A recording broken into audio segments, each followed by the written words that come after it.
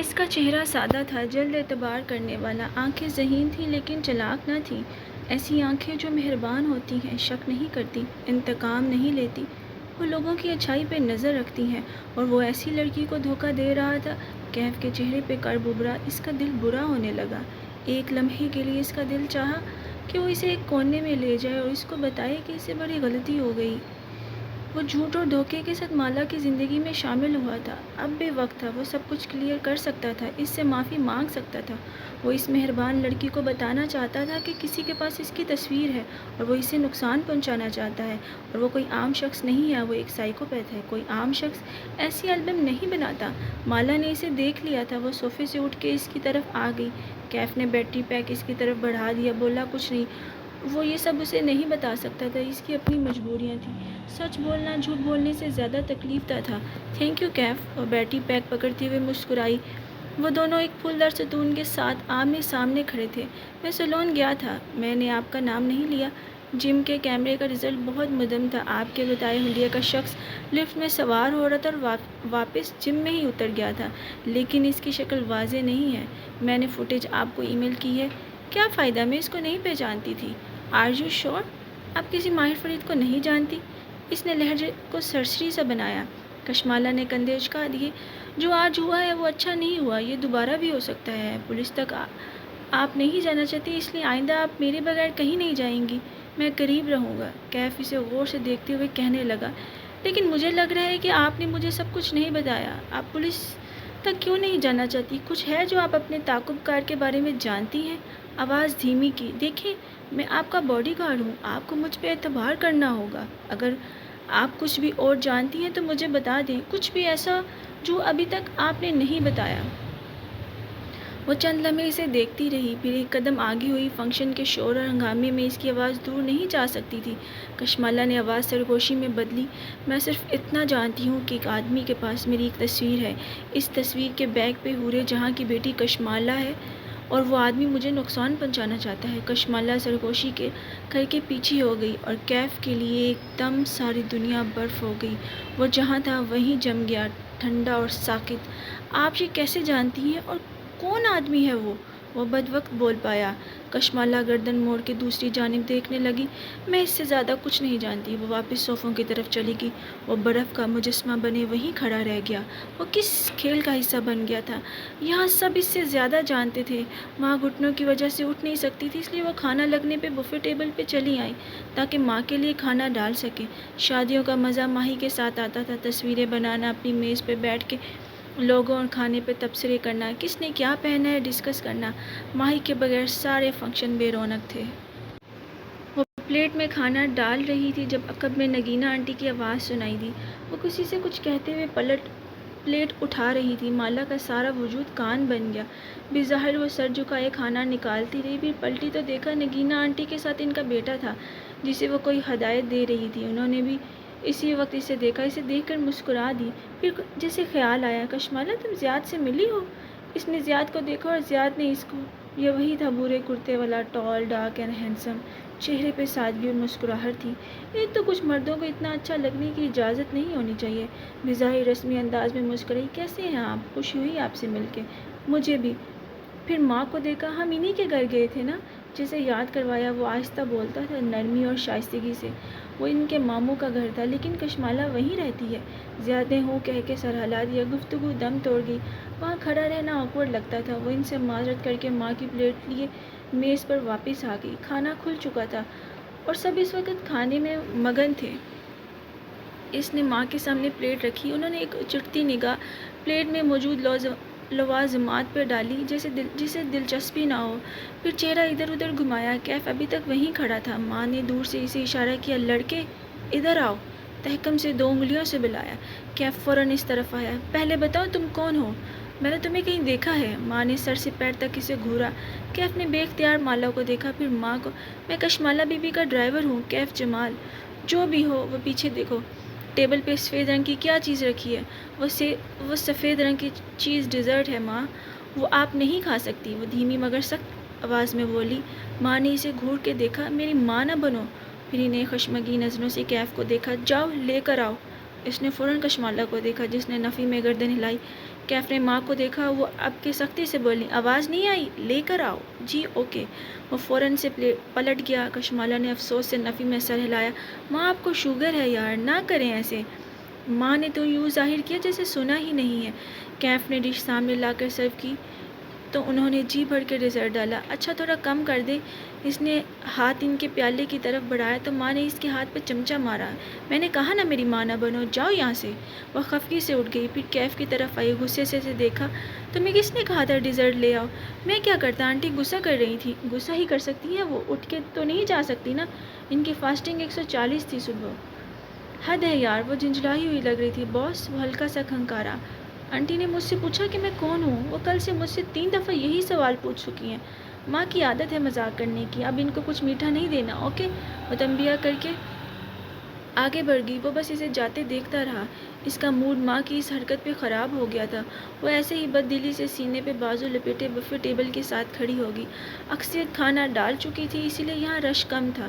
تبھی قریب میں کوئی کھنکارا۔ اب کھانا نہیں کھا رہی؟ وہ چونکی، پھر سنبھلی، چہرے کے زاویے درست کیے۔ وہ زیاد تھا، ہاتھ میں پلیٹ لیے اس کے قریب آ رہا تھا۔ تشویش سے اسے دیکھا، پھر گردن موڑ کے اس کے میز کو جہاں ماں بیٹھی مزے سے ڈیزرٹ کھا رہی تھی۔ زیاد ہلکا سا ہنس دی۔ اچھا، آپ کی بھی اپنی امی سے یہی لڑائی چلتی رہتی ہے؟ کشمالہ نے افسوس سے ماں کی طرف دیکھا۔ میں ان کی گھٹنے کی سرجری کروانا چاہتی ہوں، شوگر کنٹرول نہیں ہوگی تو سرجری کیسے ہوگی؟ اس کا ایک حل ہے، وہ سنجیدگی سے بولا، پھر اپنی پلیٹ اس کی طرف بڑھائی۔ 2 منٹ یہ پکڑیں۔ کشمالہ نے ناسمجھی کے انداز میں پلیٹ پکڑی۔ زیاد گھوم کے بفے ٹیبل کے دوسری طرف گیا، ایک پیالہ چمچ اٹھایا اور واپس آیا۔ اب وہ ڈش سے ڈیزرٹ پیالے میں نکال رہا تھا۔ وہ مسکرا دی۔ اس کا حل یہ ہے کہ آپ پریشان نہ ہوں اور کچھ کھا لیں۔ وہ پیالہ لے کر مسکراتا ہوا اس کے سامنے آیا، اسے پیالہ تھمایا، اپنی پلیٹ واپس لی۔ تھینک یو، مگر میں میٹھا نہیں کھاتی۔ اس نے پیالہ رکھا نہیں، پکڑے کھڑی رہی، لیکن اسے ڈیزرٹ نہیں پسند تھا، سو یہ طے تھا کہ وہ نہیں کھائے گی۔ اچھا؟ وہ حیران ہوا، اپنی پلیٹ سے چاولوں کا چمچ بڑھا۔ اس دن تو آپ ٹیرس پہ براؤنیز کھا رہی تھی۔ اف، اس نے اسے دیکھ لیا تھا۔ اچھا، مجھے یاد نہیں۔ کندھے بے نیازی سے اچکا دیے، پھر بات بدلنے کو بولی، آپ کیا لکھ رہے ہیں آج کل؟ زیاد نے گہری سانس لے کر سر جھکا دیا۔ وہ چمچ سے چاول ادھر ادھر مکس کرنے لگا۔ میں آج کل رائٹرز بلاک کا شکار ہوں۔ پاکستان آیا تھا کہ یہاں بیٹھ کے شاید کچھ لکھ سکوں، لیکن لکھ نہیں پا رہا۔ کیا لکھنا چاہ رہے ہیں آپ؟ زیاد نے آنکھیں اٹھا کے اسے دیکھا۔ وہی جو سب شوق سے پڑھتے ہیں، ایک عظیم لو سٹوری۔ اس نے دیکھا ضیاء سلطان کی آنکھیں اداس تھیں، ایسی آنکھیں جن کو محبت کی ہیپی اینڈنگ پہ بھروسہ نہیں ہوتا۔ اسے نگینہ آنٹی کی باتیں یاد آئیں۔ آپ کی سپر پاور کیا ہے؟ میری سپر پاور؟ وہ حیران ہوا۔ ہاں نا، ہر شخص کی ایک سپر پاور ہوتی ہے۔ آپ کس چیز میں اچھے ہیں؟ اگر آپ لو سٹوری لکھنے کی بجائے وہ لکھیں جس میں آپ اچھے ہیں تو آپ کا یہ بلاک ختم ہو جائے گا۔ وہ مسکراہٹ دبائی، سوچنے لگا، پھر اعتراف میں نگاہ دوڑائی۔ میں رائٹر ہوں، میرا مشاہدہ اچھا ہے، میں وہ نوٹ کرتا ہوں جو کوئی اور نوٹ نہیں کرتا۔ میں کیسے مان لوں؟ آزما کے دیکھ لیں۔ اچھا؟ وہ اس کے چیلنج پہ مسکرائی۔ یہ جو سامنے لڑکی جا رہی ہے، اس کے بارے میں کچھ بتائیں۔ نگاہوں سے اسٹیج کی طرف اشارہ کیا۔ وہاں عائزہ کی بہن ویٹرز کو ہدایت دیتی نظر آ رہی تھی۔ زیاد نے اس طرف دیکھا۔ اس کے پیر میں ہائی ہیلز کی وجہ سے درد ہے اور وہ شدید انکمفرٹیبل ہے۔ پھر زیاد نے چہرہ گھما کے اگلا ہدف ڈھونڈا۔ وہ ویٹر جو ٹرے اٹھائے جا رہا ہے، اس کی ابھی بھی بے عزتی کی گئی ہے کیونکہ اس کے کان اور گال سرخ ہو رہے ہیں۔ آپ خود سے بنا رہے ہیں، آپ جانتے ہیں میں ان باتوں کی تصدیق نہیں کر سکتی۔ نہیں، میں سچ کہہ رہا ہوں۔ مثلاً آپ۔ اس نے ایک نظر غور سے کشمالہ کو دیکھا۔ اس کو اپنے دل کی دھڑکن بے ترتیب ہوتی محسوس ہوئی۔ کوئی سحر تھا اس شخص کی آنکھوں میں۔ آپ کے بارے میں کچھ بتائیں۔ لیکن وہ اندر سے خائف ہوئی، کہیں وہ جان نہ لے کہ وہ اس سے کتنا متاثر ہو رہی ہے۔ آپ کی گردن یا سر کے پچھلے حصے میں درد ہے۔ آپ گردن اس طرف نہیں موڑ رہے ہیں اور بار بار ہاتھ سے پیچھے دباتی ہیں۔ وہ جھم کے ہنس دیا۔ ہاں، ہاتھ نیچے کیا۔ اوکے، مان لیا۔ تسلیم کرنے کے انداز میں سر ہلایا۔ Thank you. زیاد کے چہرے پہ حیران سی ممنونیت تھی۔ آپ کی اس نصیحت نے میری مدد کی ہے۔ شاید مجھے وہ نہیں لکھنا جو مجھ سے میری ایڈیٹر لکھوانا چاہتی ہے، بلکہ مجھے وہ لکھنا چاہیے جو میں انجوائے کروں گا۔ وہ مسکرا دی اور پیالہ لیے آگے بڑھ گئی۔ دور کسی سے باتیں کرتی کبیرہ بیگم نے غور سے ان دونوں کو باتیں کرتے دیکھا تھا۔ وہ صبح بخ پی کے رونے کی آوازوں سے اٹھی۔ پہلے کچھ دیر تو بستر میں لیٹی پلکیں جھپک چپک کے چھت کو دیکھی گئی۔ جب سے کام کرنا چھوڑا تھا، دن رات کا کوئی حساب نہیں تھا۔ ایک عجیب سی مایوسی ذہن پر چھائی تھی۔ کام کرنے والی لڑکی کے لیے فارغ گھر بیٹھنا بہت مشکل تھا۔ خیر، آج وہ اپنے بزنس پلان پہ کام شروع کرے گی۔ ایک آئیڈیا تھا اس کے ذہن میں۔ وہ بالوں کو جوڑے میں لپیٹتی باہر آئی تو بخت بھی آنسو بہاتے ہوئے ہورے جہاں بیگم کو اپنی بیٹی کا قصہ سنا رہی تھی۔ وہی روایتی کہانی، شوہر کام نہیں کرتا، نشہ کرتا ہے، سارا دن گھر میں پڑا رہتا ہے اور بیٹی کو مارتا ہے۔ بخت بھی، اس نے پیچھے سے بخت بھی کے دونوں کندھوں پہ ہاتھ رکھا اور سر جھکا کے نرمی سے تسلی دی۔ آپ اپنی بیٹی سے کہیں کہ وہ سٹینڈ لے، ہم اس کے ساتھ ہیں۔ بخت بھی نے اپنا سانولا کھردرا ہاتھ اس کے ہاتھ پہ رکھ دیا۔ وہ ڈرتی ہے جی۔ مالا سیدھی کھڑی ہوئی افسوس سے بولی، واقعی وہ بھی کیسے سٹینڈ لے؟ جب تک عورت کے پاس تعلیم اور مالی خود مختاری نہیں ہوگی تب تک وہ ایسی ہی پٹتی رہے گی۔ مالا ٹھیک کہہ رہی ہے بختو۔ ماں کے ماتھے پہ بل تھا، وجود میں جلال آیا ہوا تھا۔ وہ گود میں سبزیوں کی پرات رکھے تخت پہ بیٹھی تھی، چھری والا ہاتھ اونچا کر کے بولی، بیٹیوں کی طرح پالا ہے میں نے نسیم کو، اسے کہو میرے پاس آ جائے، وہ اکیلی نہیں ہے، ہم اس کے سائیں بیٹھے ہیں ادھر۔ وہ کچن میں آئی تو ڈرتی کچن کی طرف کھلتا دروازہ نیم ہوا تھا۔ وہاں کافی بناتا نظر آ رہا تھا۔ آہٹ پہ پلٹا اور اسے وہاں کھڑے دیکھا۔ وہ خوابیدہ آنکھیں لیے بالوں کا گول مول جوڑا بنائے ہوئے تھی۔ رات والا میک اپ اتارنے کے باوجود آنکھوں کے گرد ہلکی سی سیاہی تھی۔ کافی بناؤں آپ کی؟ وہ نظریں موڑ کے دوسری طرف پلٹ کے ہاں پلیز توقف کیا اور آواز آہستہ کی، پھر کچھ نکلا لائٹر سے؟ ہاں، عام سا لائٹر ہے، کچھ نہیں ہے اس میں۔ وہ کین سے کافی بینز نکالتے ہوئے بولا۔ اس کے ہاتھ تیز تیز چل رہے تھے۔ مالی خود مختاری اور تعلیم، آپ کے خیال میں یہ چیزیں عورت کو ابیوز ہونے سے بچا سکتی ہیں؟ فلٹر پیپر لگا کے کافی بینز اندر ڈالے، پھر اس کمپارٹمنٹ کو کھڑک کر کے بند کیا اور مشین آن کر دی۔ تمہیں اختلاف ہے؟ مالا کو تعجب ہوا۔ کیف اس کی طرف پلٹا، کاؤنٹر سے ٹیک لگائی اور سینے پہ بازو لپیٹ لیا، جوگرز کی کینچی بنا لی۔ ساری لڑکیاں ابیوز ہوتی ہیں باس، بخت بی کی بیٹی اپنے شوہر کے ہاتھوں اور ایلیٹ کلاس کی لڑکی اپنے بوائے فرینڈ کے ہاتھوں۔ یہ دونوں باتیں مختلف ہیں۔ کافی میکر سے پانی ابلنے کی آواز آ رہی تھی، سارے میں کافی کی خوشبو پھیل گئی تھی۔ ایک ہی بات ہے، غریب کی لڑکی چائے دیر سے لائے تو شوہر کا موڈ خراب ہوتا ہے، وہ اس کو مارتا ہے۔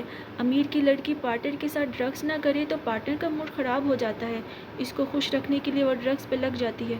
دونوں ابیوز ہوتی ہیں، غریب لڑکی بھی اور امیر پڑھی لکھی لڑکی بھی۔ تو وجہ کیا ہے؟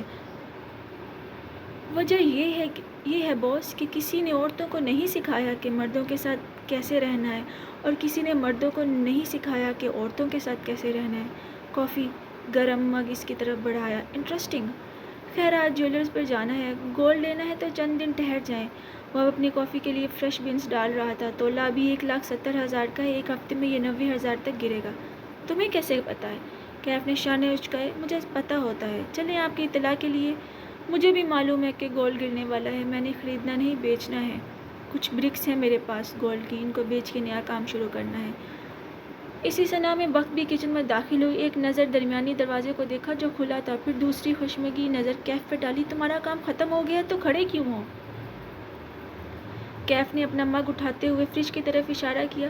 میں کشمالہ بی بی سے کہہ رہا تھا، پتہ نہیں کون ناسمجھ ہے جو ڈبل روٹی کو فریج میں رکھ دیتا ہے، حالانکہ فریج میں رکھنے سے ڈبل روٹی جلدی خراب ہو جاتی ہے، اس کو ہمیشہ باہر روم ٹیمپریچر پہ رکھتے ہیں۔ معصومیت سے کہہ کے اپنا مگ لیے باہر نکل گیا۔ بخت بی نے پیر پٹکا۔ میں بتا رہی ہوں مالا باجی، ڈرائیور کم اور ورادیتیہ زیادہ لگتا ہے مجھے۔ دل کھول کے ہنس دی۔ تبھی فون پہ ماہی کی کال آنے لگی، وہ بھی اپنا مگ لیے پیچھے دروازے کی طرف چلی گئی تاکہ لان میں جا کے تسلی سے ماہی سے بات کر سکے۔ یہاں بات کرتی تو لانج میں ماں تک آوازیں جاتی۔ کل کی شادی کیسی رہی؟ تم لوگوں نے مجھے واپس آ کے فون ہی نہیں کیا۔ ماہی الگ ناراض تھی، تھک گئے تھے نا رات میں، اب سناتی ہوں سارے قصے۔ وہ پچھلی گیلری میں مگ لیے آگے بڑھ رہی تھی، کیف بھی وہیں جا رہا تھا۔ آہٹ پہ رک کے ایک طرف ہو گیا، اس کے لیے راستہ چھوڑ دیا۔ پہلے یہ بتاؤ زیاد کا کیا سین ہے؟ ماں بڑا ذکر کر رہی تھی اس کا، کیسا ہے وہ؟ ماہی کا لہجہ تفتیشی تھا۔ مالا مسکرا دی۔ زیاد مسکرا کے فون کان اور کندھے کے درمیان لگائے وہ آگے جا رہی تھی۔ ٹال، ڈارک اینڈ ہینڈسم۔ وہ آگے نکل گئی اور کیف چھپتی ہوئی نظروں سے اسے دور جاتا دیکھتا رہا۔ صرف ٹال اور ڈارک تھا، ہینڈسم کہاں سے تھا؟ ہاں منہ میں بڑبڑایا۔ اگلا آدھا گھنٹہ وہ لان میں بیٹھی کافی پیتے ہوئے ماہی کو ساری شادی کا قصہ سنائے گئی، کس نے کیا پہنا، کون آیا، کون پہلے ملا اور کون نہیں ملا، اور ماہی کا فیورٹ سوال، کھانے میں کیا تھا۔ کال بند ہوئی تو اس نے دیکھا ماں اب لان میں چلی آ رہی ہے۔ ماں اس وقت پودوں کی دیکھ بھال کرتی تھی اپنی فربہ وجود کے ساتھ. اب وہ قدم قدم چلتے ہوئے بوگن ویلیا کے درختوں کا معائنہ کر رہی تھی. ہاتھ میں تسبیح تھی جس کے دانے بھی ساتھ ساتھ گر رہے تھے. ادھر آؤ. ماں کی نظر اس پر گئی جو گارڈ روم کے ساتھ کرسی پر بیٹھا لیپ ٹاپ پہ لگا تھا. 2 انگلیوں سے اشارہ کر کے اسے بلایا. کیف نے پہلے دائیں بائیں دیکھا. وہاں اور کوئی نہیں تھا. وہ اسے ہی بلا رہی تھی. پھر لیپ ٹاپ رکھ کے اٹھا. سیدھا ان کی طرف آیا. کیا نام ہے تمہارا؟ کیف جمال. کب سے تم نے پودوں کو پانی نہیں لگایا؟ تنخواہ کس بات کی لیتے ہو؟ ابھی لگا دیتا ہوں. اب کیوں؟ شام میں یا صبح میں لگاتے ہیں پانی. وہ بڑبڑا کے پودوں کی طرف مڑ گئی. مستذبذب سا کھڑا رہا. جائے یا رکا رہے. وہ جو مسکرا کے یہ سب دیکھ رہی تھی اٹھ کے ان کی طرف آ گئی. ماں سلیم لگا دے گا پودوں کو پانی.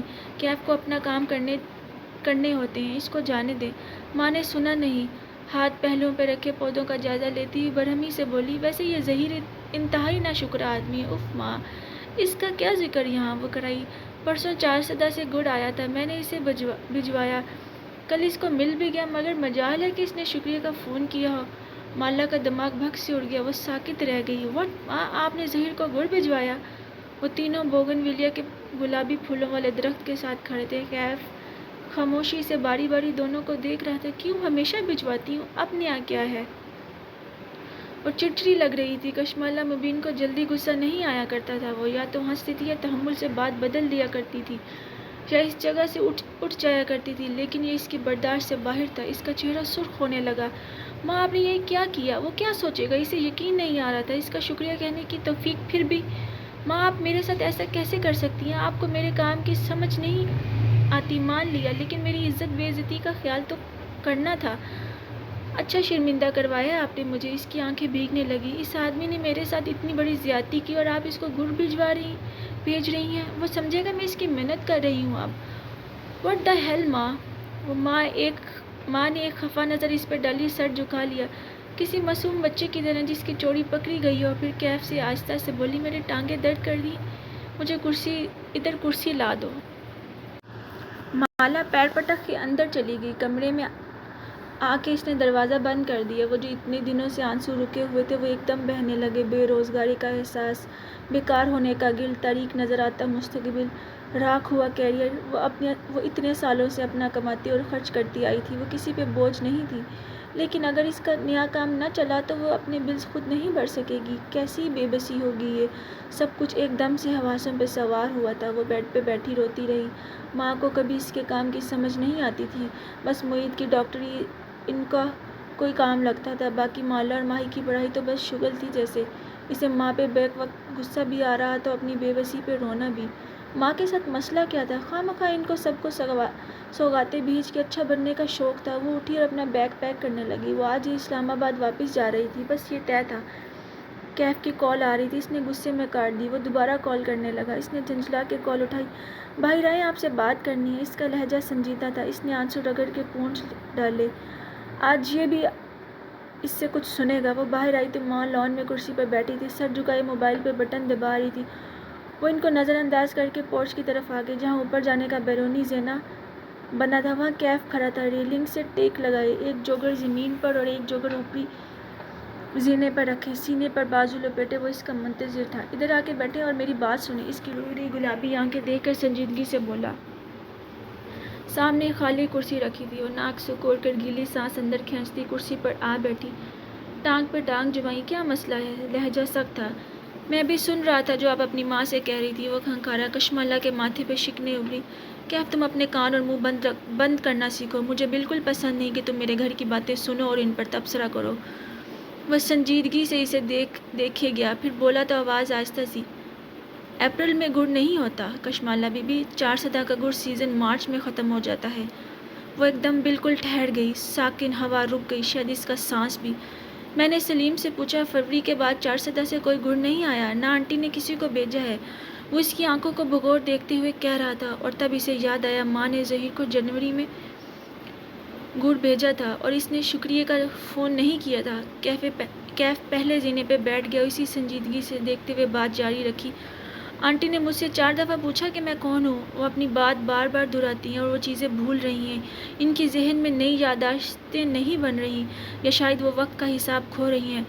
پورچ کی فضا بالکل ساکن تھی، نہ وہاں پھولوں کی خوشبو تھی نہ پودوں کا سبزہ، ہر شے کو زوال آ گیا تھا۔ کشمالہ اس کی آنکھوں میں دیکھتے ہوئے وہ ٹھہر ٹھہر کے بولا، آپ کی ماں بیمار ہے۔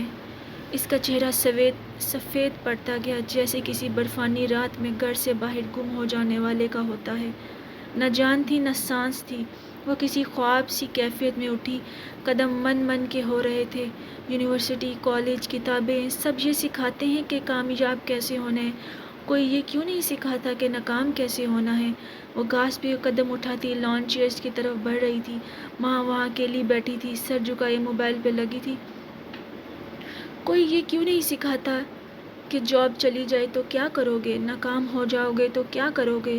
ماں کے ماتھے پہ پسینہ آیا ہوا تھا جسے وہ دوپٹے کے کنارے سے پونچھ رہی تھی۔ دل ٹوٹے گا تو کیا کرو گے، مستقبل طریق نظر آئے گا تو کیسے آگے بڑھو گے؟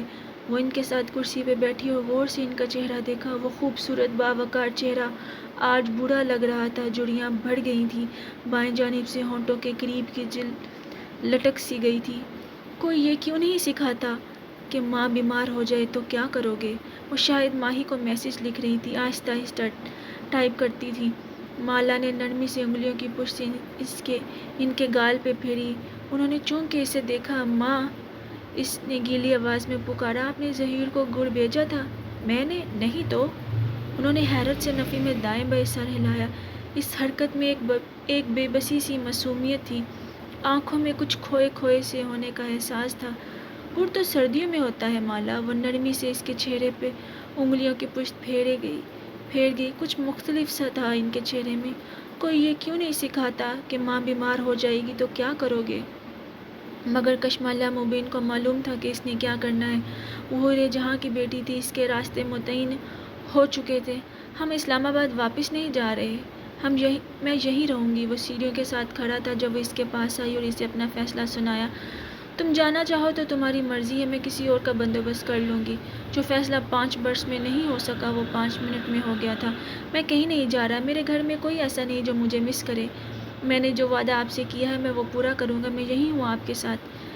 کیف کو دیکھتی اس کی آنکھیں بھیگنے لگی۔ اس نے بس اس بات میں سر ہلا دیا اور واپس مڑ گئی۔ اس کی انگلیاں ماہی کو میسج لکھ رہی تھی، وہ میسج جو کوئی انسان اپنے ماں باپ کے بارے میں نہیں پڑھنا چاہتا۔ ماہی، ماں بیمار ہے، ان کے ساتھ کوئی مسئلہ ہے، شاید الزائمرز۔ تم پاکستان آ جاؤ فوراً۔ چلی ویک کے اس چھوٹے سے گھر کے لاؤنج میں صوفے پہ نیم دراز ماں بینا کا فون بجا تو اس کی آنکھ کھلی۔ ٹی وی دیکھتے دیکھتے سو گئی تھی۔ چونک کے سیدھی ہوئی، موبائل اٹھا کے دیکھا، وہ ایک میسج اس کی جان نکال گیا تھا۔ وہ تیزی سے اٹھی، پیروں میں جوتے گھسیڑے اور کھڑی ہوگی، اور تبھی اسے ایک عجیب سا احساس ہوا۔ اس کو شدید تکلیف محسوس ہو رہی تھی، اتنی شدید کہ حد نہیں۔ وہ کھڑی ہوئی اور سفید صوفے کو دیکھا جس پہ وہ سو گئی تھی۔ وہاں خون کے دھبے تھے، اس کے لباس پہ بھی خون تھا، نچلے وجود میں تکلیف بڑھتی جا رہی تھی۔ ماں، تکلیف میں اس کے لبوں سے یہی نکلا۔ وہ تھوڑی ہو کے بیٹھتی گئی، اور پھر دوسرا احساس زیادہ جان لیوا تھا، میرا بچہ۔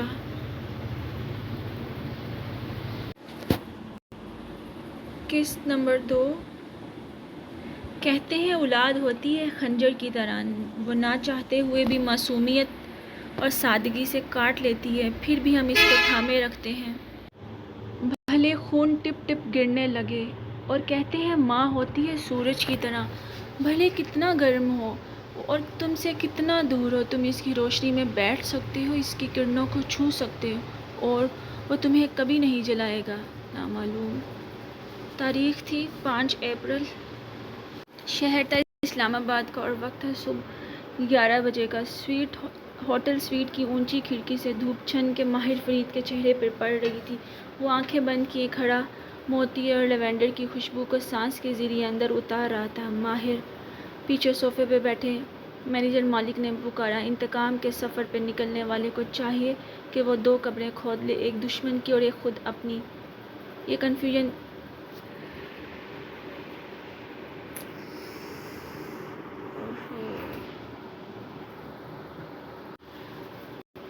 کنفیوشس نے کہا تھا، وہ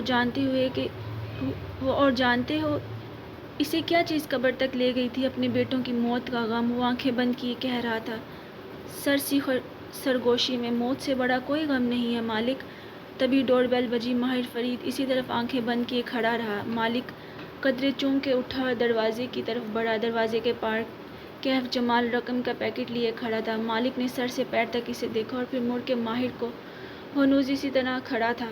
اسے آنے دو، مجھے معلوم تھا یہ واپس آئے گا، اور مڑے بنا بولا۔ مالک نے اس لڑکے کو گھورتے ہوئے راستہ چھوڑ دیا۔ میں یہ نہیں کر سکتا۔ کیف صوفے تک آیا، پیکٹ میز پر رکھ دیے۔ اس کے چہرے پر شدید اضطراب تھا۔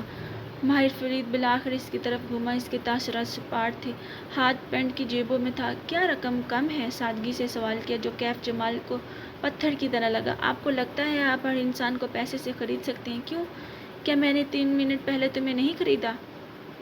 وہ صوفے کے پیچھے سے نکل کے کیف کے سامنے آ کھڑا ہوا۔ میں مالک کی طرف، پھر مالک کی طرف گردن موڑی۔ ہم نے اپنے مہمان کو چائے قہوہ نہیں پوچھا؟ قہوہ نہیں، کافی۔ مالک نے کھنکھارتے ہوئے اسے نظروں میں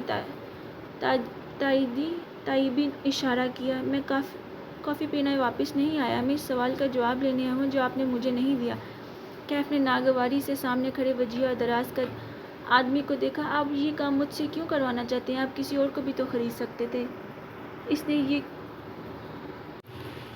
یہ کیوں دوسری دفعہ پوچھا تھا؟ ماہر فرید کے لبوں پہ مسکراہٹ بکھر گئی۔ اس نے ایک نظر مالک کو دیکھا۔ اسے بتا دیں؟ کیوں؟ مالک نے سفید ابرو اٹھا کے تنبیہ کی۔ ماہر اور کیف آمنے سامنے گھڑی کی 6 اور 12 کی سوئیوں کے ساتھ کی طرح کھڑے تھے۔ مالک ایک طرف 9 کی سوئی بنا بیٹھا تھا۔ میں نے تمہارا انتخاب اس لیے کیا کیونکہ مجھے تمہارا نام پسند آیا تھا۔ باقی جتنے لوگوں کی پروفائل مجھے مالک نے دکھائی تھی، ان کے نام بورنگ تھے۔ نام کے علاوہ تمہارے اندر کوئی قابل توجہ شے نہیں تھی۔ وہ مسکرا کے بولا۔ مالک نے جیسے ریلیکس ہو کے سانس لی۔ اس کے تنے اعصاب ڈھیلے پڑ گئے۔ ایک لمحے کو اسے لگا تھا ماہر فرید اس نوجوان کو اصل بات بتانے جا رہا ہے، لیکن خیر، اب تم بتاؤ کیف جمال کہ تمہاری واپسی کی اصل وجہ کیا ہے؟ تم صرف یہ سوال پوچھنے کہتے ہیں کہ یہ ایک لمحہ ہوتا ہے جو انسان کی قسمت بدلتا ہے۔ ایک لمحے میں کوئی تعلق ٹوٹ جاتا ہے، ایک لمحے کی بے دھیانی ایکسیڈنٹ کروا دیتی ہے، ایک لمحہ کسی کو کسی کی محبت میں مبتلا کر دیتا ہے۔ وہ ایک لمحہ اگر انسان پکڑ لے، وہ اپنی تقدیر بدل سکتا ہے، اور کیف جمال نے اس وقت اس ایک لمحے کو پکڑ لیا تھا۔ مالک کو ماہر کو منع کرنا اور ماہر فرید کو آگے سے بات بنا دینا۔ بھلے کیف جمال ایک ناکام انسان تھا، اور وہ ماہر فرید اور سفید بالوں والے جیسا شاطر نہیں تھا، لیکن وہ ذہین تھا۔ وہ اس ایک لمحے نے کیف جمال کو یہ بتا دیا تھا کہ کوئی وجہ تھی جس کے باعث یہ امیر سائیکوپیتھ کیف جمال سے مدد لینے میں مجبور تھا۔ وہ یہ کام کسی اور سے نہیں کروا سکتا تھا۔ ماہر فرید کو اس کی ضرورت تھی۔ اس کے ذہن میں چھایا اس برطانوی بزنس مین کا سارا رعب اور خوف چٹکی میں ہوا ہو گیا۔ میں چند باتیں کلیئر کرنے آیا ہوں۔ اب کہ وہ بولا تو اس کی آواز بے خوف اور گردن اٹھی ہوئی تھی۔ چند باتیں، اوکے۔ پہلی بات، ماہر نے یہ تبدیلی محسوس کی تھی۔ اس نے پینٹ کی جیب سے ہاتھ نکالا اور انگلی پہ گننے لگا۔ اس کے انداز میں تمسخر تھا۔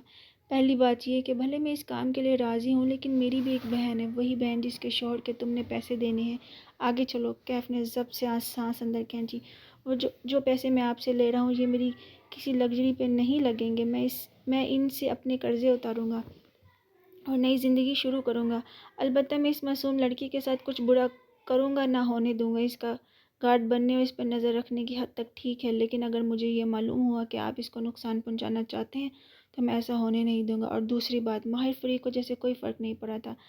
دوسری بات یہ کہ آپ نے میرے ایمان کی بہت کم قیمت لگائی ہے۔ ماہر فرید نے ہاتھ گرا دیا اور مسکرا کے مالک کو دیکھا۔ میں کہہ رہا تھا نا، اسے مزید رقم چاہیے۔ مالک بھی ہلکا سا مسکرایا، شانے اچکا دیے۔ ماہر واپس صوفے پہ بیٹھا اور پیچھے کھڑکی سے آتی دھوپ کا راستہ کھل گیا۔ وہ سیدھی کیف کے چہرے پہ پڑنے لگی۔ مجھے مزید رقم نہیں چاہیے۔ کیف سامنے والے کچھ صوفے پہ بیٹھا اسی سنجیدگی سے کہتا گیا، مگر مجھے اس بات کا احساس ہوا کہ جو رقم آپ مجھے دے رہے ہیں یہ تو قرضوں کی ادائیگی میں نکل جائے گی۔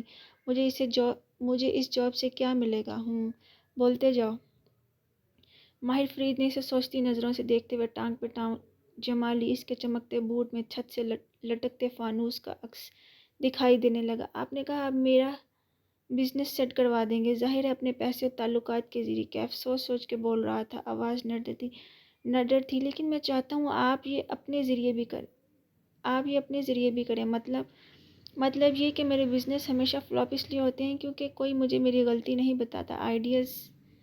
آئیڈیاز ہیں میرے پاس، مینٹور نہیں ہے۔ تم چاہتے ہو میں تمہیں مینٹور کروں؟ وہ متعجب ہوا۔ آپ کر سکتے ہیں، آپ ایک کامیاب بزنس مین دکھائی دیتے ہیں۔ وہ پہلی دفعہ ماہر فرید کے سامنے ٹیک لگا کر بیٹھا۔ دل البتہ زور سے دھک دھک کر رہا تھا۔ اتنی ساری دولت خود سے کمائی نہیں جاتی کیف جمال، یہ کسی سے لی جاتی ہے۔ کیا تم نے وہ مشہور منقولہ نہیں سنا؟ "You don't make $1 billion, you take $1 billion," وہ تلخی سے بولا۔ اس کے چہرے پر اس وقت کیف جمال کے لیے ناپسندیدگی تھی۔ گاڈ فادر، کیف ہلکا سا مسکرائے، لیکن کم از کم آپ کو اس دولت کو بڑھانے کا ہنر آتا ہوگا، اس لیے میں چاہتا ہوں آپ مجھے مینٹور کریں۔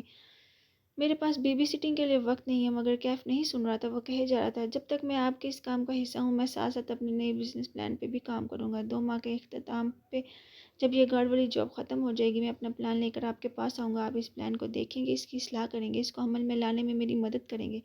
مالک کے چہرے سے لگ رہا تھا وہ شدید اکتا چکا ہے۔ سنو لڑکے، اب تم اپنے قد سے بڑی باتیں کر رہے ہو، ہمارے پاس اتنا وقت نہیں۔ 1 منٹ مالک۔ ماہر فرید نے ہاتھ اٹھا کے اسے روکا اور کیف کی آنکھوں میں جا کر، میرے مینٹور کرنے سے تمہیں لگتا ہے کہ تم کامیاب ہو جاؤ گے؟ جی بالکل۔ ماہر ہلکا سا ہنسا۔ تم نے کامیاب ہونا ہوتا تو اب تک ہو چکے ہوتے۔ تم کیف جمال ایک ناکام انسان ہو اور تمہارا بزنس پلان اس دفعہ بھی ناکام ہوگا۔ کیف کے چہرے پہ کئی رنگ آ کے گزرے، اس کے ہونٹ بھینچ گئے۔ میرا بزنس پلان دیکھے بغیر آپ مجھے ناکام کیسے کہہ سکتے ہیں؟ کیونکہ وہ بزنس پلان کبھی نہیں بنے گا۔ تم اگلے 2 ماہ ضائع کر دو گے، وہ بے رحمی سے بولا۔ اور اگر 2 ماہ بعد میں آپ کے پاس اپنا پلان لے کر آ گیا تو؟ ماہر فرید پھر سے ہنس دیا۔ چلو آج تم پہ ایک تجربہ کرتے ہیں کیف جمال۔ مالک نے تنبیہ کی، لیکن وہ اسے نہیں دیکھ رہا تھا۔ وہ اس صورتحال سے لطف اندوز ہو رہا تھا۔ میں اکثر سوچتا تھا کیا مالک نے تنبیہ کیا، لیکن وہ اسے نہیں دیکھ رہا تھا۔ وہ اس صورتحال سے لطف اندوز ہو رہا تھا۔ میں اکثر سوچتا تھا کہ کیا ایک انسان تمام وسائل کے باوجود ناکام ہو سکتا ہے؟ کیونکہ عادی انسانیت اپنی ناکامی کا ذمہ دار وسائل کی کمی اور غربت کو ٹھہراتی ہے۔ مگر تم میرے لیے ایک ٹیسٹ کیس ہو کیف۔ تم میرے اس سوال کو حل کرو گے؟ اس کی آنکھوں میں چیلنج تھا۔ اگلے 2 ماہ تمہیں یا تمہاری فیملی کو کوئی مالی پریشانی نہیں فیس کرنی پڑے گی۔ تمہیں اپنے کام کے لیے بہترین آلات دیے جائیں گے۔ جو بھی آفس ایکوپمنٹس چاہیے، اس کی مالک کو لسٹ بھیج دو، وہ تمہیں سب مہیا کر دے گا۔ مالک اس بات سے بالکل خوش نظر نہیں آتا تھا، لیکن خاموشی اس کی مجبوری تھی۔ میں تمہیں 2 ماہ دیتا ہوں، تم اپنا پلان بناؤ۔ 2 ماہ ایک لمبا عرصہ ہے۔ تم دن کے چند گھنٹے بھی کام کرو تو یہ کر سکتے ہو۔ تم گھر سے کام کرتے رہو، چاہو تو تمہیں ہم کوئی آفس یا لگژری اپارٹمنٹ بھی فراہم کر سکتے ہیں جہاں تم سکون سے دن کے چند گھنٹے کام کر سکو۔ مگر سوال یہ ہے کہ کیا تم بزنس پلان بنا لو گے؟ اس کی چمکتی آنکھوں میں تمسخر تھا۔ کیف نے ضبط سے سانس اندر کھینچی۔ میں آپ کو یہ کر کے دکھاؤں گا۔ ناممکن، تم 2 ماہ تک اتنی سہولیت کے باوجود بھی ایک بزنس پلان نہیں بنا سکو گے۔ مالک اور میں تمہارے جانے کے بعد اس بات پہ شرط لگائیں گے کیونکہ تم ایک سست انسان ہو۔ تم نے کامیاب ہونا ہوتا تو اب تک ہو چکے ہوتے۔ میں آپ سے مختلف ہوں ماہر فرید صاحب، آپ ایک نارسسسٹ ہیں۔ آپ کے کیف جمال بولا تو اس کا لہجہ اسپاٹ تھا۔ آپ کے لیے اپنی اونچی کرسی پر بیٹھ کے بے روزگار نوجوانوں کی ناکامی کا مذاق اڑانا بہت آسان ہے۔ آپ سونے کا چمچ منہ میں لیے بڑے ہوئے ہیں۔ آپ اپنی محنت سے یہاں نہیں پہنچے، آپ پریویلیجڈ ہیں۔ آپ کے والد نے آپ کے لیے ایک بہت بڑی بزنس امپائر چھوڑی ہے جسے آپ خوبصورت لڑکیوں کا پیچھا کرنے میں ضائع کر رہے ہیں۔ تمہارے پاس 2 ماہ ہیں۔ اسے کیف جمال کے الفاظ سے فرق نہیں پڑا تھا، اسی محفوظ انداز میں بولا، مگر میں جانتا ہوں تم 2 ماہ بعد بھی کوئی پلان لے کر نہیں آؤ گے، اور پھر میں ہر بزنس ڈنر پر، ہر سیمینار پر تمہارا قصہ سنایا کروں گا کہ کیسے انسان ہر شے کے باوجود ناکام ہو سکتا ہے۔ ماہر فرید اٹھ کھڑا ہوا اور ہاتھ مسافی کے لیے بڑھایا۔ کیف نے ایک نظر اس کے ہاتھ کو دیکھا۔ وہ لمبی انگلیوں والا خوبصورت ہاتھ تھا۔ ایسے ہاتھ مجسمہ سازوں یا پیانو بجانے والوں کے ہوتے ہیں۔ کیف نے اس سے ہاتھ ملایا۔ میں آپ کو غلط ثابت کر کے دکھاؤں گا۔ کیف نے ہاتھ ملا کے چھوڑ دیا، پھر وہ رکا، کھنکھارا۔ اب اسے ایک مشکل سوال پوچھنا تھا۔ اگر کسی وجہ سے میں 2 ماہ سے پہلے اس جاب کو مزید نبھانے سے انکار کر دوں، اگر میں سب کو ختم کرنا چاہوں، تو کیا آپ مجھے دی گئی رقم واپس لے لیں گے اور اپنی مدد کھینچ لیں گے؟ وہ نتائج جاننا چاہتا تھا۔ ماہر فرید کی مسکراہٹ غائب ہوئی۔ وہ 3-4 قدم آگے آئے، یہاں تک کہ وہ کیف جمال کے عین مقابل آ کھڑا ہوا۔ اس کی چبھتی نظریں کیف کے وجود کے اندر تک گر گئیں۔ تم نے کبھی سنا ہے ایسے شخص کے بارے میں جو کسی دن اچانک سے غائب ہو جاتا ہے اور اپنے اپارٹمنٹ سے نکلتا ہے، پھر واپس نہیں آتا؟ اس کے اپارٹمنٹ کے سامنے ڈیری سروس والے دودھ کی بوتلیں رکھ جاتے ہیں، لیٹرز اور اخبار سے اس کا ای میل باکس بھرنے لگتا ہے، مگر کسی کو خبر نہیں ہوتی کہ وہ اپنے اپارٹمنٹ میں نہیں ہے، حتیٰ کہ دودھ خراب ہو کے بدبو دینے لگی تب پولیس بلائی جاتی ہے اور اپارٹمنٹ کا لاک توڑا جاتا ہے، مگر جب تک بدبو نہ آئے کوئی شخص اس لاپتہ شخص کی پرواہ نہیں کرتا۔ تم کیف جمال اس جاب کو اپنی مرضی سے ختم نہیں کر سکتے، یہ جاب تب ختم ہوگی جب میں کہوں گا، اور جب تک میں نہیں کہوں گا تمہارے اپارٹمنٹ سے بدبو بھی نہیں اٹھے گی۔ اب یہ پیکٹ اٹھاؤ اور جا کے نئے جوتے خریدو۔ کیف کا چند منٹ پہلے بے حال ہوا اعتماد ایسے بکھر گیا جیسے ہوا سے سوکھے پتے بکھر جاتے۔ اس نے اس بات میں سر ہلایا، پیسے،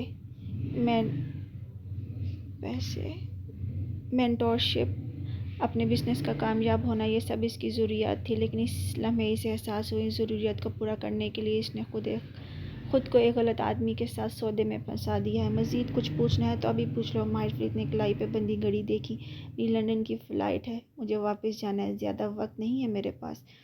کیف جمال نے کچھ کہنے کے لیے لب کھولے، اسی وقت روم کا دروازہ کھٹکا، ایسے نہیں جیسے بیل بجاتے ہیں، بلکہ ایسے جیسے کوئی جوتے سے 2-3 دفعہ ٹھوکر مارتا ہے۔ ماہر فرید نے کیف سے نظر ہٹائی اور مالک کو دیکھ کر آبرو سے دروازہ کھولنے کا اشارہ کیا، مگر مالک نے اپنی جگہ بیٹھے بیٹھے محض کندھے اچکا دیے۔ اس کے پاس کارڈ ہے، خود کھول لے گا۔ کیف ابھی تک بے بسی مگر چپتی ہوئی نظروں سے ماہر فرید کو دیکھ رہا تھا۔ اس کی آخری بات کا اثر ابھی زائل نہیں ہوا تھا۔ چند لمحے بعد کارڈ سوائپ ہونے کی بپ بجی، پھر دروازہ کھلنے کی آواز آئی۔ ایک دروازہ کھولنے میں کتنی محنت لگتی ہے یار، تم لوگ میرے ساتھ یہ جان بوجھ کر کرتے ہو۔ اندر داخل ہونے والا شخص جھنجھلاتے ہوئے کہتے رک گیا۔ کیف ابھی تک ماہر کو دیکھ رہا تھا، لیکن اسے پیچھے کھڑکی کے شیشے میں مدھم سا عکس دکھائی دیا، جو ایک نوجوان تھا جس کے ہاتھ میں پکڑی پیپر ٹرے میں کافی کے ڈسپوزل کپ نظر آ رہے تھے۔ کیف جمال کو دیکھ کر نوادر نے نظریں جھکائیں، کپ گنے 1 2 3، پھر چہرہ اٹھا کے کمرے میں موجود افراد کی گنتی کی۔ اب کہ وہ بولا تو آواز میں معذرت تھی، مجھے نہیں معلوم تھا یہاں ہم 4 لوگ ہوں گے۔ کیف جمال نے ماہر فرید سے نظریں ہٹائیں اور گردن موڑ کے شخص کی طرف دیکھا۔ کیف کو خود نہیں معلوم تھا اس روز ہوٹل سویٹ میں وہ 3 نہیں 4 ہوں گے۔ مبین منزل پہ موسم بہار اس سال اداس سا اترا تھا۔ بوگنویلیا کے درخت اپنے خوش رنگ پتوں کے باوجود مرجھائے ہوئے لگتے تھے۔ جب سے مالا کو ماں کے بھولنے کی بیماری کا علم ہوا تھا، اسے لگتا تھا کہ وہ ایک ایسے سرسبز باغ میں کھڑی ہے جس کو پانی لگانے والا یہاں کا راستہ بھول گیا ہے، اور اب وہ لہلہاتے درختوں کو دیکھ کے سوچ رہی ہے کہ کیا ان کو کوئی پانی لگائے گا یا آہستہ آہستہ مرجھاتے جائیں گے۔ عصر باسی ہو چکی تھی، شام کسی بھی پل دم توڑنے کو تیار تھی۔ مالا ہینڈز فری لگائے فون اونچا اٹھائے لان میں بیٹھی تھی۔ اسکرین پر نظر آتی ماہی کمزور لگ رہی تھی، آنکھوں تلے ہلکے بجھا ہوا چہرہ، وہ تکیوں کے سہارے بیڈ پہ نیم دراز تھی۔ کیا کہا ڈاکٹر نے؟ تھوڑی سی اسپائننگ ہوئی ہے مگر بیبی ٹھیک ہے۔ ماہی اداس لگ رہی تھی۔ مجھے مکمل بیڈ ریسٹ کا کہہ دیا ہے، ویسے بھی ٹیسٹ ٹیوب بیبی ہے، رسکی پریگنینسی ہے۔ ماہی تمہیں بالکل بیڈ ریسٹ کرنا ہے اب، اوکے؟ وہ فکر مندی سے اپنی چھوٹی بہن کو دیکھ رہی تھی۔ مالا میں پاکستان نہیں آ سکوں گی، مجھے سختی سے منع کیا گیا ہے سفر سے۔ اس کی آنکھوں میں آنسو تھے۔ شادی کے 5 سال میں ماہی کے 2 مس کیریج ہو چکے تھے، اس لیے اس کی یہ پریگنینسی بہت ہائی رسک تھی۔ یار میں نے تمہیں پاکستان آنے کے لیے تب کہا تھا جب مجھے تمہاری کنڈیشن کا نہیں پتہ تھا، اور پھر تم یہاں آ کر کیا کر لو گی؟ ماں ذرا سا بھولتی ہی ہیں، ہم مینج کر لیں گے، لیکن اگر بیبی کو کچھ ہوا تو ماں سے زیادہ دکھی کوئی نہیں ہوگا۔ ماں نے 5 سال اس بیبی کے لیے دعائیں مانگی ہیں، عمرہ، حج، تہجد، نفل، بیبی کو کچھ نہیں ہونا چاہیے، اور پھر ہم آئیں گے نا کینیڈا۔ وہ نم آنکھوں سے مسکرا دی، ہاں پلیز تم لوگ آ جاؤ۔ اس کی آنکھوں میں امید جاگی۔ وہ مزید بات کرتی مگر درمیان میں غیر شناسا نمبر سے واٹس ایپ پہ میسیج ریسیو ہوا تو وہ چونک گئی۔ 1 منٹ ماہی کہہ کر چیٹ کھولی، پھر لبوں پہ مسکراہٹ بکھر گئی۔ اس نے میسیج اونچا پڑھ کے سنایا، کیسی ہیں آپ کشمالہ؟ میں نے آپ کا نمبر اپنی والدہ سے لیا تھا، اگر آپ فارغ ہیں تو کیا میں آپ کو کال کر سکتا ہوں؟ آپ سے ایک کام ہے۔ یہ کون ہے؟ ماہی چونک کے سیدھی ہوئی، ابرو اکٹھے ہو گئے۔ ضیاء سلطان۔ کشمالہ نے کندھے اچکائے، اس کو مجھ سے کیا کام ہو سکتا ہے؟ جانے دو مالا، مردوں کی انا اتنی اونچی ہوتی ہے کہ وہ عورتوں کو کبھی کام نہیں کہتے، سوائے اس صورت کے کہ وہ بہت مجبور ہوں یا صرف گفتگو شروع کرنے کا بہانہ چاہتے ہوں۔ سوال یہ ہے کہ کیا تم ضیاء سے بات کرنا چاہتی ہو؟ اس سوال کا جواب کشمالہ مبین کے پاس نہیں تھا۔ زیادہ سے اچھا لگا تھا ایک کامیاب انسان جس کا کیریئر بھی تھا، خاندانی بھی تھا، شکل و صورت بھی اچھی تھی، ریپوٹیشن بھی اس کی ایک شریف اور معزز انسان کی تھی۔ وہ 28 برس کی تھی اور وہ جانتی تھی اب اس سے شادی کے بارے میں سوچنا چاہیے۔ اسے شادی سے کوئی ویر نہ تھا، بس ابھی تک جو رشتے اس کو میسر ہوئے تھے ان میں ہمیشہ کوئی نہ کوئی مسئلہ ہوتا تھا۔ اس کو کوئی خانہ ہمیشہ چیک ہونے سے رہ جاتا تھا۔ ضیا سلطان البتہ اس کے تمام خانوں میں سب سٹک لگاتا گیا تھا۔ ماں کی بیماری کا علم ہونے سے پہلے اگر یہ سب کچھ ہوتا تو شاید وہ خوش ہوتی، لیکن کل سے ساری دنیا ہی بدل گئی تھی۔ اس نے فون رکھ دیا، گردن اٹھائی، جامنی پڑتے آسمان کو دیکھنے لگی اور دور اوپر چند پرندے اپنے گھروں کو واپس لوٹ رہے تھے۔ ہم گھروں کو لوٹنے میں اتنی دیر کیوں لگا دیتے ہیں کہ آگے بس اندھیرا ہمارا منتظر ہوتا ہے۔ موہت دوپہر میں گھر آیا تو مالا نے اس کو سامنے بٹھا کر ساری بات بتائی۔ موہت کچھ دیر سوچتا رہا، پھر اس نے سر ہلا دیا۔ زیادہ سے زیادہ الزام ہوگا، ہم اس کو دواؤں سے مینج کر سکتے ہیں، اور آج تو ماں بالکل ٹھیک ہے، شاید وقتی ہو۔ موہت ہمیشہ گلاس کو آدھا بھرا ہوا دیکھا کرتا تھا۔ مالا کی تسلی کروا کے وہ ماں کے پاس جا بیٹھا۔ اس وقت وہ لاؤنج کے تخت پہ بیٹھی سلائیوں سے اون کا سویٹر بن رہی تھی۔ ماہی کے بیبی کے لیے بننے والا یہ کوئی چوتھا سیٹ تھا۔ موہت ان سے ادھر ادھر کے سوالات کرنے لگا۔ ماں کے تمام جواب درست تھے، ایک بات بھی نہیں بولی۔ ماں واقعی بولنے لگی یا ہمارے ساتھ شوگر لگاتی ہے؟ موہت آخر میں ہنس کے بولا۔ ماں نے بڑے بدتمیز کہہ کے اس کے کندھے پہ اون کا گولا دے مارا۔ گولا موہت سے ٹکرا کے فرش پر جا گرا اور دھاگا کھلتا گیا۔ کچن سے لاؤنج میں آتی مالا کے پیروں میں گولا جا کے رکا۔ مالا، میرے ویزے کا کیا بنا؟ وہ مالا سے اپنے ویزے کا پوچھنے لگی۔ ماہی کا چوتھا مہینہ چل رہا تھا۔ ماں کا ارادہ تھا اس کی ڈلیوری کے وقت ماہی کے پاس جائیں گی۔ وہ کیسے اکیلی یہ وقت گزارے گی؟ ویزا جلد آ جائے گا۔ ماں وہ جھک کے گولا اٹھاتے ہوئے کھڑی ہوئی اور دھاگا لپیٹنے لگی۔ اس نے ویزا تب اپلائی کیا تھا جب وہ ایک ریسٹورانٹ کی کامیاب مینیجر تھی۔ تب اس کا ارادہ تھا کہ ماں کے ساتھ کینیڈا جا کے چند دن رہ کے آ جائے گی اور ماں مہینوں وہیں رہے گی، مگر اب حالات مختلف تھے۔ اب وہ اس باغ کو نہیں چھوڑ سکتی تھی کیونکہ کوئی اس کو پانی لگانے والا نہ تھا۔ مالا، آر یو شور؟ ماں بھولنے لگی۔ یہ بالکل نارمل ہے یار، کچن میں آؤ۔ مالا نے اسے گھور کر انگریزی میں کہا۔ اس کے پیچھے چلتا کچن آئی لینڈ کے ٹاپ پہ بیٹھ گیا، ساتھ رکھی ٹوکری سے ایک سیب نکال کے اس کی بائٹ لی۔ میں کہہ رہی ہوں ماں ٹھیک نہیں ہے۔ موہت، تو وہ ٹھیک نہیں ہے، یہ دیکھو، وہ انگریزی میں کہتی فریزر کا دروازہ کھول کے دکھانے لگی۔ ماں کو اسپوکن انگلش سمجھ میں نہیں آتی تھی۔ ماں کا فریزر کبھی اتنا خالی نہیں ہوا، ہمیشہ فروزن آئٹم، کباب، کوفتے وغیرہ بنا کے رکھتی تھی۔ پورے گھر کی صفائی، پودوں کی کاٹ چھانٹ سب خود کرواتی۔ تم سارا دن ہاسپٹل ہوتے ہو، تم وہ نہیں دے سکتے جو میں دیکھ رہی ہوں۔ ہمارا گھر کبھی اتنا بے ترتیب نہیں ہوا۔ تو یار بخت بھی کو کھینچو نا۔ اس نے سیب کی بائٹ لیتے ہوئے اپنی طرف سے حل بتایا۔ ملازم خود سے کچھ نہیں کرتے، گھر کی مالکن ان سے کام کرواتی ہے یا نہیں کرواتی؟ ماں نے ساری عمر اپنے گھر کو سنوارنے کے علاوہ کیا ہی کیا ہے؟ اگر وہ اس کام کو بھی ٹھیک سے نہیں کر رہی تو وہ ٹھیک نہیں ہے۔ اسے اب موہت پہ غصہ آ رہا تھا۔ ان بھائیوں کو آرام سے بات سمجھ میں کیوں نہیں آتی؟ اچھا بابا، میں ایک نیورولوجسٹ سے اپائنٹمنٹ لیتا ہوں، وہ کراچی گئے ہوئے ہیں، سوموار تک آ جائیں گے۔ ہم منگل کو انہیں دکھا دیں گے۔ منگل میں 6 دن ہے موہت۔ مالا، ریلیکس، میں کسی عام سے نیورولوجسٹ کو نہیں دکھا سکتا، ورنہ اس طرح تو میرے سینئرز بھی بہت ہیں، انگریزی میں بولتے ہیں میرے سامنے تاکہ مجھے سمجھ نہ آئے بڑے۔ وہ لاؤنج میں بیٹھی سلائیاں چلاتی ہوئی ان کی آوازیں سن رہی تھی۔ تبھی بخت بھی باہر سے کچن میں داخل ہوئی۔ موہت نے انہیں روک لیا۔ اب ذرا میری بات سنیں۔ اس کی آواز سخت ہوئی۔ مجھے اچھی طرح معلوم ہے آپ ماں کو میٹھا کھانے دیتی ہیں، میں ان کو شوگر جتنی کنٹرول کرنے کی کوشش کرتا ہوں، آپ ان کی چاپلوسی کے چکر میں اسے بڑھا دیتی ہیں۔ آج سے گھر میں میٹھا نہیں بنے گا، ورنہ میں آپ کا لحاظ نہیں کروں گا۔ کل کو ہمیں ماں کے گھٹنے کی سرجری کروانی پڑ گئی تو یہ شوگر کا کنٹرول نہ ہونا کتنا نقصان دہ ہو سکتا ہے، آپ کو احساس نہیں ہے اس بات کا؟ مالا چونک کے اسے دیکھنے لگی۔ بظاہر مالا کو وہ تسلی دے رہا تھا، مگر اندر سے وہ خود پریشان تھا۔ البتہ وہ ظاہر نہیں کرے گا، وہ ماں پہ گیا تھا۔ ماں کہتی تھی موہت اندر سے گہرا کنواں ہے، وہ، اور شاید مالا بھی ماں پہ ہی گئی تھی، اپنے غم کو اندر ہی اندر لے کر گھلتے رہنا ان دونوں کی عادت تھی۔ ماہی ایسی نہیں تھی، ماں کا کہنا تھا وہ ان کے ابا پہ گئی ہے۔ ذرا کوئی اسے تنگ کرے وہ آستینیں چڑھا کے اگلے کی ساری دنیا الٹانے پہنچ جاتی تھی۔ وہ پریشان ہوتی تو دل میں نہیں رکھتی تھی، کمیونیکیٹ کرتی تھی، صاف صاف بول کے اس مسئلے کو حل کرتی تھی۔ معید اور مالا نے اس روز فیصلہ کیا کہ وہ ماں کو زیادہ سے زیادہ وقت دیں گے۔ معید اب ڈیوٹی آورز کے بعد کہیں نہیں جائے گا بلکہ ماں کے پاس بیٹھے گا، اور مالا تو پہلے ہی اسلام آباد واپس نہ جانے کا فیصلہ کر چکی تھی۔ مبین منزل کا کچن بھی باقی گھر کی طرح سرسبز پتوں سے آراستہ تھا۔ سنک کے کھڑکی کی سلاخوں کے ساتھ منی پلانٹ کی بیلیں اوپر چڑھتی دکھائی دے رہی تھی۔ کاؤنٹر کے ہر کونے میں سبز بوتلوں میں بھی منی پلانٹ سجے تھے۔ وہ وسطی گول میز پہ اداس سی بیٹھی اپنے ساتھ برجمان حوریں جہاں بیگم کو دیکھ رہی تھی، پر سر جھکائے لہسن چھیل رہی تھی، اور دیسی لہسن منگوایا کرتی تھی جو چھیلے جانے میں وقت لیتا تھا، اس لیے ماں جب فارغ ہوتی لہسن چھیلنے لگ جاتی۔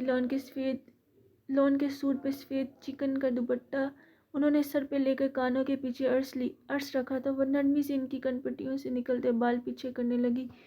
وہ کمزور ہوتی جا رہی تھی، وہ کچھ نہیں کر سکتی تھی۔ جب ماں بیمار ہوتی ہے نا تو انسان کو احساس ہوتا ہے کہ اپنی ساری دولت، ڈگری اور کامیابیوں کے باوجود وہ کچھ بھی نہیں، جو ہے وہ اللہ ہے، اور بس اللہ ہی ہے۔ دفتر ڈرٹی کچن کا دروازہ چڑچڑاتا ہوا کھلا۔ کسی نے کھنکارتے ہوئے اس کی توجہ چاہی۔ مالا نے بجھا ہوا چہرہ اٹھا کے دیکھا تو سامنے کیف کھڑا تھا، جینز پہ بھوری ڈریس، شرٹ کی آستین پیچھے موڑے، گیلے بال ماتھے پہ بکھرے۔ وہ ہر صبح کی طرح حشاش بشاش اور مسکراتا ہوا تھا۔ باس میں کافی بنا رہا ہوں، آپ کو چاہیے؟ مالا نے نفی میں گردن ہلا دی۔ ماں نے برہمی سے چہرہ اٹھا کے اسے دیکھا۔ یہ باس کیا ہوتا ہے؟ جیسے سلیم کہتا ہے کشمالہ بی بی ویسے کہا کرو۔ ساتھ ہی بڑبڑائی، کسی انگریز کی اولاد نہ ہو تو۔ جی بڑی بی بی، میں چلتا ہوں، کیف سنبھل کے بولا۔ اسے ماں کی ڈانٹ سے ڈر لگتا تھا، یہ واضح تھا۔ واپس آؤ میاں۔ ماں نے اسے گھورتے ہوئے 2 انگلیوں سے آنے کا اشارہ کیا۔ جی۔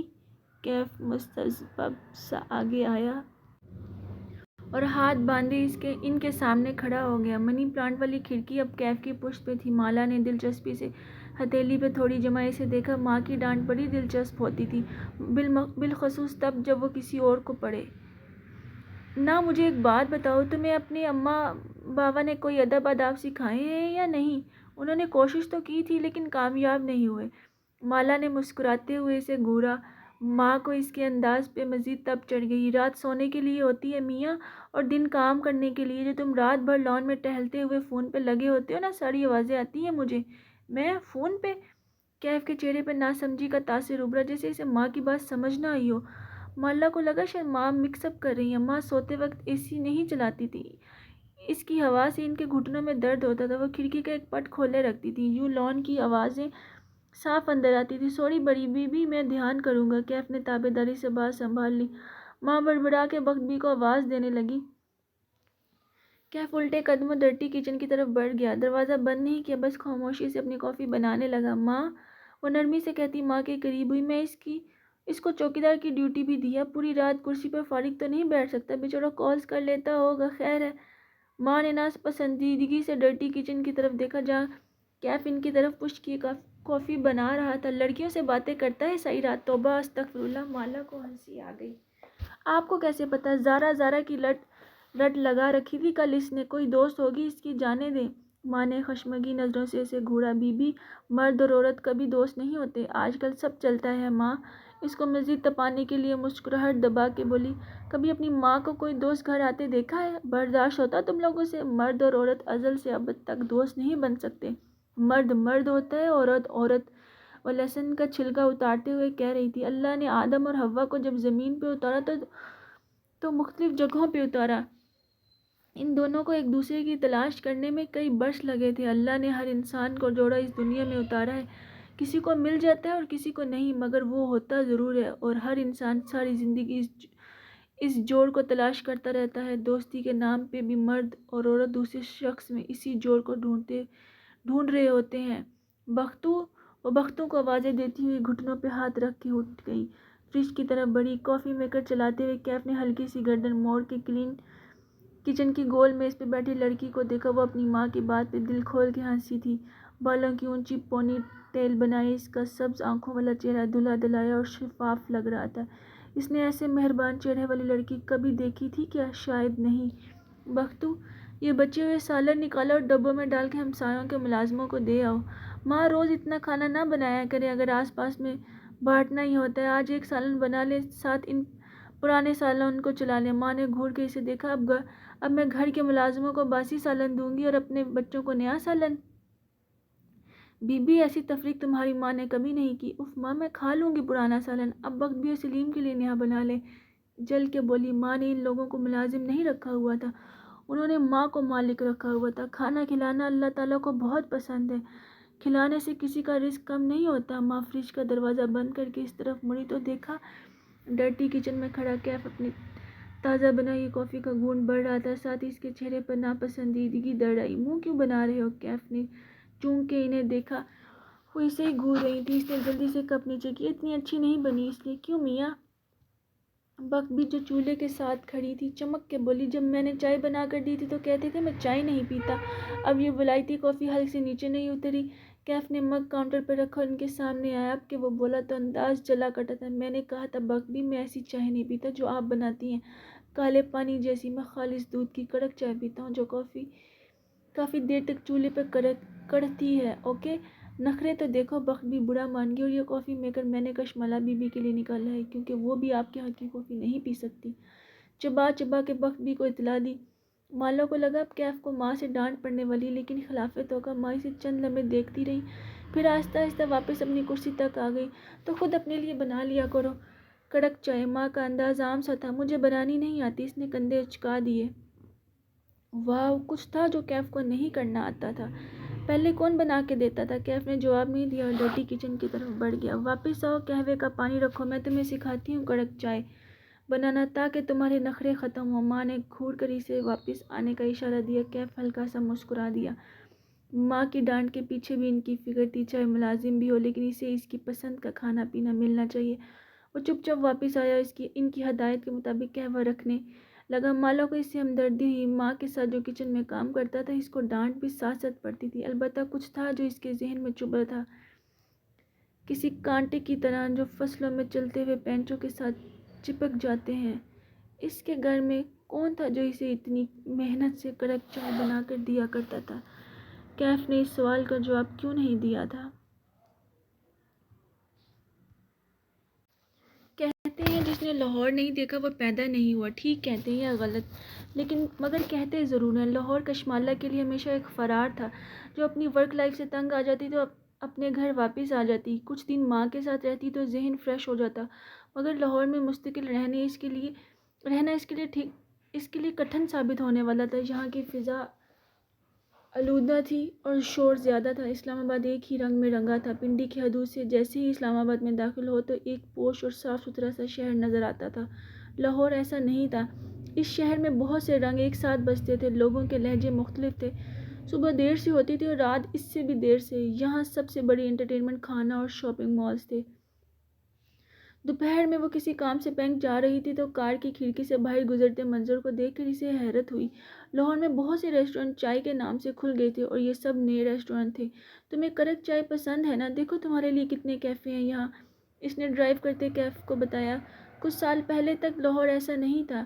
کیف ونڈو اسکرین کے پاس سڑک پر توجہ کیے تبصرہ کرنے لگا۔ یہاں کافی پینا فیشن سمجھا جاتا تھا، چائے ایک بیک ورڈ چیز تھی، لیکن جب سے انڈین پائلٹ ابھینندن نے پاکستانی چائے کو فینٹاسٹک کہا ہے، لاہور میں چائے کے نام پہ درجنوں کیفے کھل گئے ہیں۔ تمہیں کیسے معلوم؟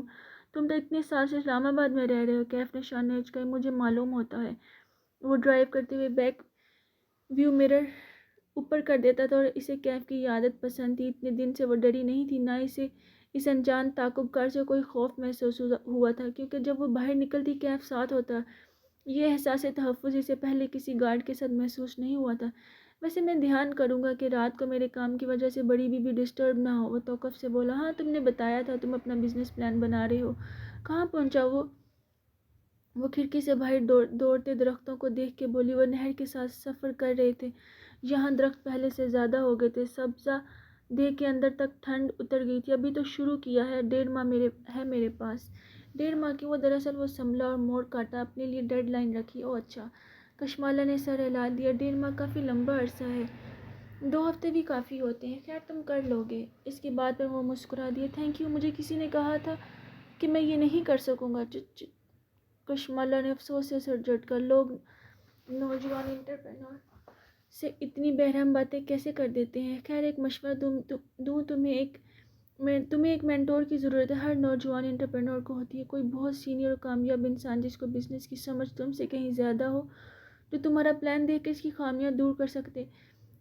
کہتے ہوئے مالا نے سوچا کہ اس کیف کو اپنی مینٹورشپ آفر کرنی چاہیے، وہ اس کا پلان دیکھ کے اس کو امپروو کرنے میں مدد دے سکتی تھی۔ لیکن جی مینٹور ہے میرے پاس۔ اچھا کون؟ اس نے کھڑکی سے نظریں اٹھائی اور دلچسپی سے کیف کے کندھے کی پش کو دیکھا۔ وہ یہاں سے اس کا چہرہ نہیں دیکھ سکتی تھی، بس اسٹیئرنگ پہ رکھے اس کے ہاتھ نظر آتے تھے۔ آپ نہیں جانتی اسے، مطلب وہ یہاں کا نہیں ہے، برطانیہ کے کامیاب بزنس مین ہے، میرا فیملی تعلق ہے اس سے۔ وہ سوچ کر کہہ رہا تھا۔ کشمالہ نے کندھے اچکا دی۔ اوکے گڈ، مگر تم میری جاب کے ساتھ اپنے پلان پہ کام کیسے کرو گے؟ کر لوں گا، پوری رات ہوتی ہے میرے پاس۔ آپ کا تعاقب کار بھی تنگ نہیں کر رہا؟ پھر خیال آنے پہ پوچھا، آپ نے بڑی بیوی کا چیک اپ نہیں کروایا؟ موہت نے اپائنٹمنٹ لی ہے ایک نیورولوجسٹ سے منگل کے لیے، منگل آنے میں 5 دن ہیں، وہ جواب دیتی، لیکن کیف کا موبائل وائبریٹ کرنے لگا۔ موبائل ڈرائیونگ اور فرنٹ سیٹ کے درمیان رکھا تھا۔ کیف نے موڑ کاٹتے ہوئے موبائل اٹھانا چاہا، وہ پھسل کر نیچے جا گرا۔ اس نے چونکہ فون گرتے نہیں دیکھا تھا، اس نے سائڈ پر ہاتھ مارنے لگا، حالانکہ فون سلپ ہو کر پیچھے کشمالہ کے قدموں میں آ گرا۔ اس نے جھک کر موبائل اٹھایا، اسکرین سامنے تھی، ایک ہی نظر میں کال کرنے والے کا نام پڑھ سکتی تھی، مگر کیف زارا۔ اس نے موبائل کیف کی طرف بڑھایا تو کیف نے تیزی سے اسے تقریباً کھینچا اور زور سے بٹن دبا کے اسے بند کر دیا، دوسری طرف رکھ دیا، کار کی سپیڈ بڑھا دی۔ کیف ڈسٹرب ہو گیا تھا، وہ ظاہر کیے بنا کھڑکی سے باہر دیکھنے لگی، مگر ذہن میں بہت سی جمع تفریق چل رہی تھی۔ زارا کیف یہ کون تھی؟ کیف کی سی وی کے مطابق وہ غیر شادی شدہ تھا، شاید اس کی کوئی دوست ہو جس کا لاسٹ نیم بھی کیف ہو۔ کیا یہ سب اتفاق تھا؟ کشمالہ کو بینک کے سامنے اتار کے وہ کار میں بیٹھا رہا۔ جب اسے تسلی ہو گئی کہ وہ اندر جا چکی ہے تو اس نے موبائل نکالا اور زارا کی چیٹ کھولی، پھر بے بسی بھرے غصے سے میسج ٹائپ کرنے لگا۔ تم آئندہ مجھے خود سے کال نہیں کرو گی؟ جب کال کرنی ہوگی تو میں خود کروں گا، سمجھ میں آیا؟ وہ کچھ دیر وہاں بیٹھا سوچتا رہا، اس کی منی پلکوں والے آنکھیں بینک کے دروازے پر جمی تھی۔ ذہن میں الگ طوفان برپا تھا۔ پھر اس نے وائٹ ہیئر کو کال میں لائی اور موبائل کان سے لگایا۔ میں یہ جاب مزید نہیں کر سکتا، میں کوئٹ کرنا چاہتا ہوں۔ دوسری طرف ایک لمحے کی خاموشی چھائی رہی، پھر مالک کی سرد آواز گونجی، کیوں؟ میری ذاتی زندگی اور یہ جاب مکس اپ ہو رہی ہے، تمہیں کیا مذاق لگتا ہے یہ سب؟ مالک ایک دم غصے سے دھرا، تم ایک صبح اٹھ کے فیصلہ کرو گے تم یہ نہیں کرنا چاہتے تو میں تمہیں چپ چاپ واک آؤٹ کرنے دوں گا؟ چلاؤ مت، میں تمہارا ماتحت نہیں ہوں، میں جب چاہے اس جاب کو چھوڑ سکتا ہوں۔ وہ دانت پیس کے بولا، اس کے کان سرخ ہو رہے تھے۔ توقف کے بعد مالک بولا تو آواز دھیمی تھی، اصل وجہ کیا ہے؟ کیوں چھوڑنا چاہتے ہو یہ جاب؟ کیف نے گہری سانس لی، اس کی ماں بیمار ہے، میں اس کے ساتھ مزید دھوکہ نہیں کر سکتا۔ تم اس کی ماں کے لیے اتنے حساس کیوں ہو رہے ہو؟ بس میں اس کی فیملی کے ساتھ نہیں رہ سکتا، یہ پلان کا حصہ نہیں تھا، اب یہی پلان کا حصہ ہے۔ میری بات غور سے سنو، تم اس لڑکی کی جاب کرو گے جب تک تمہیں وہ نہیں ملتا جو ہمیں درکار ہے۔ اس نے مجھے نہیں بتایا کہ وہ کیسے جانتی ہے کسی آدمی کے پاس اس کی تصویر ہے۔ میں نے اس دن سے 2 دفعہ پوچھا، وہ نہیں بتاتی، میں کیا کروں؟ پھر تم اس کا اعتماد حاصل کرو، تمہیں یہ کرنا پڑے گا، یا میں اسے سب سچ بتا دوں؟ میں ایسا کر سکتا ہوں۔ اس کا انداز نڈر تھا، کسی بھی خوف سے خالی۔ ٹھیک ہے، ابھی جاؤ اسے سب بتا دو، مجھے فرق نہیں پڑتا، لیکن اس سے کیا ہوگا؟ کیا وہ تمہارا شکریہ ادا کرے گی؟ نہیں، وہ تمہیں کھڑے گھر سے نکال دے گی اور تم خالی ہاتھ رہ جاؤ گے۔ کیف کے تنے اعصاب ڈھیلے پڑتے گئے۔ میں جھوٹا اور دھوکے باز نہیں تھا، میں مزید یہ نہیں کرنا چاہتا۔ تم اس لڑکی کی زندگی میں دھوکے سے داخل ہوئے ہو، اب تم اس چیز کو فکس نہیں کر سکتے، اب واپسی ممکن نہیں ہے، جلد یا بدیری سے تمہاری حقیقت معلوم ہو جائے گی۔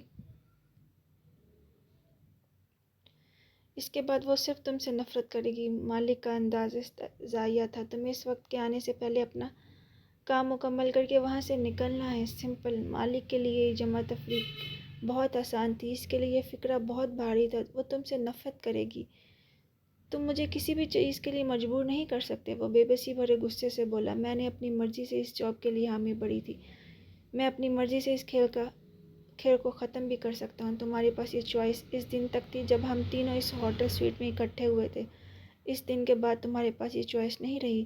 تم اس کو کچھ نہیں بتاؤ گے، ورنہ میں سچ کہہ رہا ہوں، مجھ سے برا کوئی نہیں ہوگا۔ جاؤ اپنا کام مکمل کرو۔ چلیں جی، ویڈیو کو یہیں پہ اینڈ کرتے ہیں۔ نیکسٹ پارٹ ہم نیکسٹ ویڈیو میں پڑھیں گے۔ تب تک کے لیے دے اجازت۔ اگر آپ کو ویڈیو اچھی لگی ویڈیو کو لائک کیجیے گا، میرے چینل کو سبسکرائب کیجیے گا اور ایک اچھا سا کمنٹ بھی کیجیے گا۔ Thank you so much.